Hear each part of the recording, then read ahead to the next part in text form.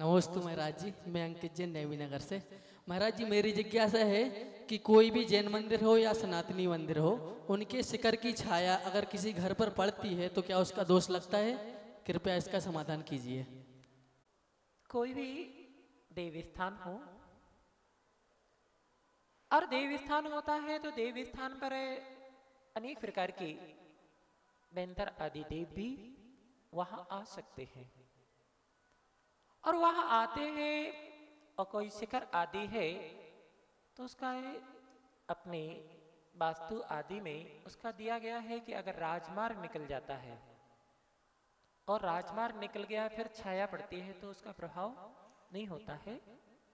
और छाया का भी एक समय है, इतने समय से इतने बजे तक अगर इसकी छाया पड़ती है तो इसका एक प्रभाव रहेगा, इतने बजे से इतने बजे तक इसकी छाया पड़ती है तो उसका प्रभाव कुछ और होगा।